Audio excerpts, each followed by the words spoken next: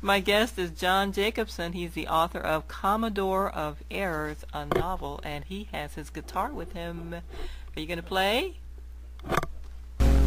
Well, I just happened to write a little song about the book, and then I've been playing it at my book signings. It lasts a couple of minutes. I don't know if you want to hear it or not. I do. Okay, here we go. Well, I wrote a book. It's my very first one. Yeah, I hope that you read it. You might have some fun. It's got characters that'll make you laugh. And whole paragraphs of sex. That's right, sex. It's got Moby and Hudson, and Mitzi and Moore. It's got Johnson and Johnson and Hamilton and Ford. It's got engineers with great nails, and chickens and more, and a white hair and a door. Yeah, I wrote a book. It's like the first one. It took me forever now that it's done. But you tell your friends, tell everybody, I wrote a book, the first one. Not that it sounds like all the words. It's got an admiral who chases, it's sturdy and undown. It's got a nurse who loves sailing, and it's got an old-fashioned broad. Davis is pinned down with me, and she's a superman. Yeah, I wrote a book. It's not the first one. Took me forever now that it's done. Won't you tell all your friends? Tell everyone I wrote a book, the first one. Woohoo! Yeehaw! Well, there we go. I did it. Yay! You've been singing? At my book readings, it's just been a lot of fun. It's a way to create a little bit of a hoopla and get everybody into the spirit of things. So, I've been brave enough to open up my book readings with that song. That's fantastic. Thanks for sharing that. Thank you very much. I appreciate it. I have a copy of your book, and it is, again, A Commodore of Errors, a novel, very funny. And let's start out with you. You're a graduate of the United States Merchant Marine Academy. That's correct. Was that for 15 years? Did I get that right? After the academy, I went out to sea for about 15 years as a ship's officer on cargo ships and cruise ships. Yeah, give us an understanding of what the Merchant Marines are and what your responsibilities are. Okay. The Merchant Marine is a particular nation's waterborne transportation network. That's really all it is. And so there's a United States Merchant Marine Academy. It's one of the 5 federal academies, like the Naval Academy, the Military Academy. And so you go to the school to learn how to be a ship's officer. And it's a 4-year college, and one of the years at the school is spent at sea as a cadet on real merchant ships. So I was 18 years old and traveling around the world on a ship as a cadet at sea, and it made for quite a unique college experience. And I was always amazed that none of my fellow alumni, either before me or after me, ever wrote a book about their time at the academy. And so A Commodore of Errors is the first published novel to be set at the Merchant Marine Academy. And your writing, was this the first time you wrote a book? It was my first attempt at a novel. I think the material is just so rich between that and my grandmother, who sort of has a role in all of this. The material was pretty good to work with. Now, do you journal? Do you just write little inserts into a journal as you're traveling around and living your daily life? Right now you're a harbor pilot, am I right? You're still on a ship? Pilot, so I pilot ships into and out of the port of Miami. Okay. And sure, when I was out at sea, when I was at the academy, I wrote letters to my grandmother, a great many letters. And so, I would journal, I would write letters trying to capture it all, evidently as a budding novelist at the age of 18. I was just so enchanted with all of the romance of going to sea and travel around the world, and so I did make sure to capture it all while I was going through it. Were you interested in writing before you entered the academy, or did that just come about from all of your experiences?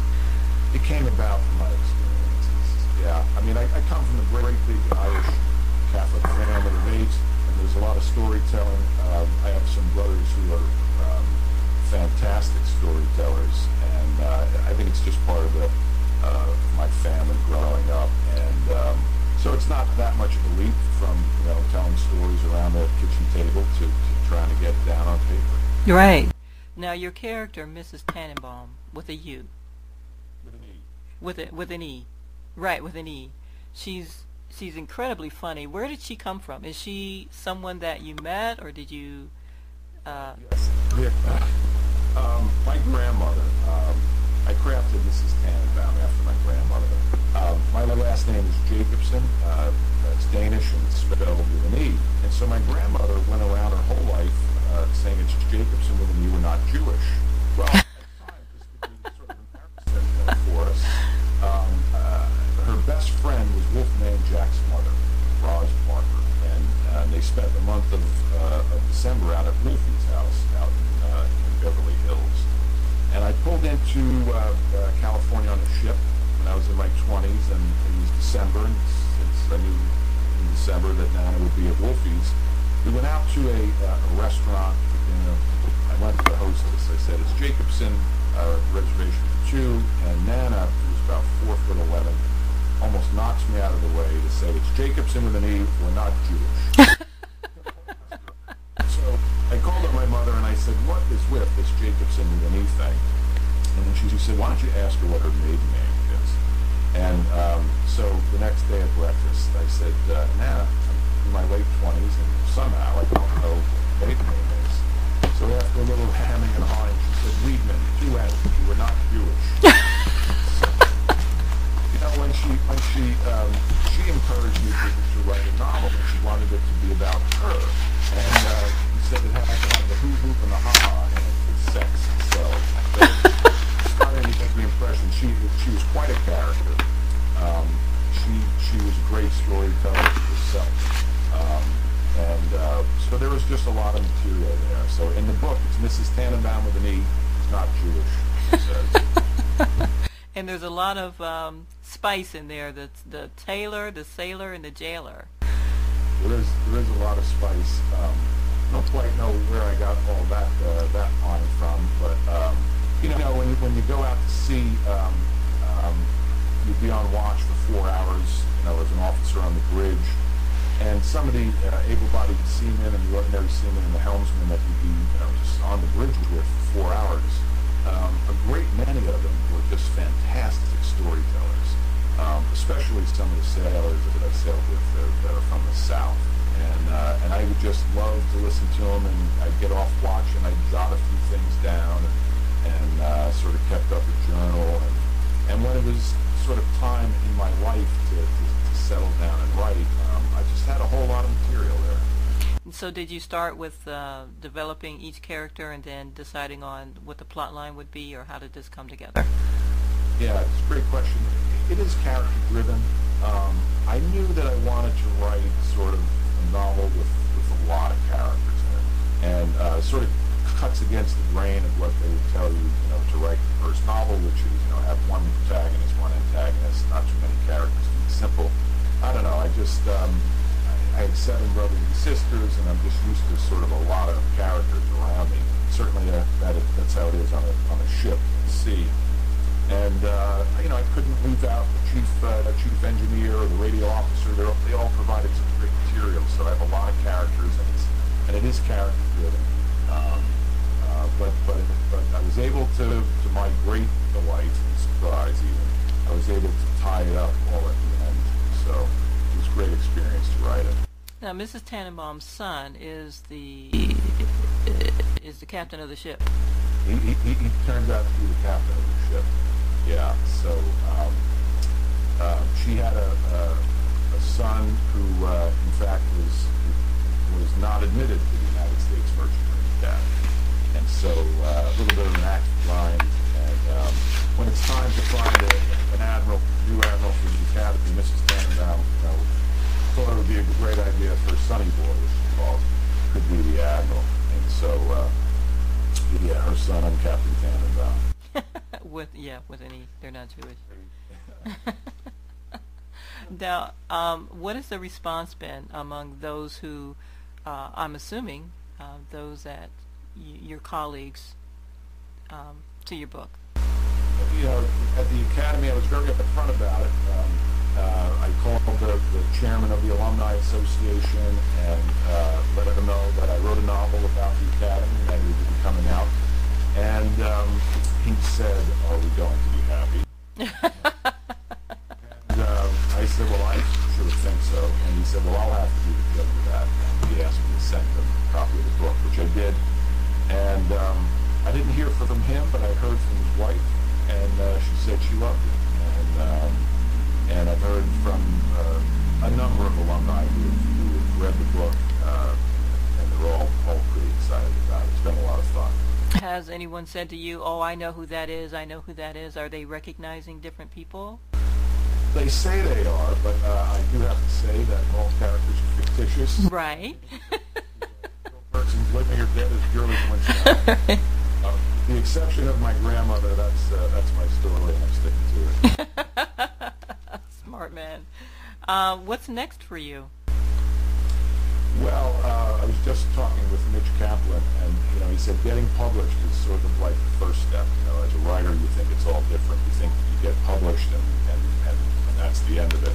But it's really just the beginning. I'm finding out that selling the book and promoting the book is a whole lot harder than actually writing the book. Mm. So, my plan is to really try to promote the book.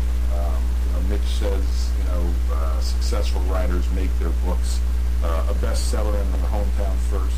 So I'm really trying to reach out to the South Florida audience and just do the best I can to try to promote and sell the book. And when that dust settles, I surely do want to sit down and write another book. And will you be selecting characters again from your journals and from your experiences, or are these brand new people? That's a great question. I'm sort of not done with the Commodore. I had a great time writing about the Commodore. I had a great time writing about the characters when the ship was at sea. And, of course, you can't very well kill off the grandmother. So Mrs. Right. No, so I probably will revisit with the life of those characters. Very funny, very funny. Congratulations on the success, and now you get to go through all the book tours, book signings, and marketing, and all of that good promotion. Yes, well, thank you very much for that, and I've actually been enjoying it very, very much. Book readings and promotions that I've done, and certainly being here at the book fair is just a lot of fun. I'm here with my wife and my son, and as I've been saying, I have been writing this book and trying to get it published for as long as my son Liam has been alive. And so Liam is particularly sort of excited as dad is. But it's just been a lot of fun, and hoping that it continues. Well, I'm sure that it will, because I haven't read it all the way through because I had stacks, but the 3 chapters that I read are very funny, very entertaining. I really enjoy it. Thank you very much. I really appreciate it. Well, you have a great time, and keep up that singing career, too. So nervous about breaking it out, but it's a lot of fun. I think I write ditties more than I write songs, but it was certainly a lot of fun to write that song, and I appreciate it. Great. Thanks a lot. You have a great time at the fair. So much. I really appreciate the opportunity to talk to you, and thanks again. Okay. Bye-bye. Okay, bye-bye.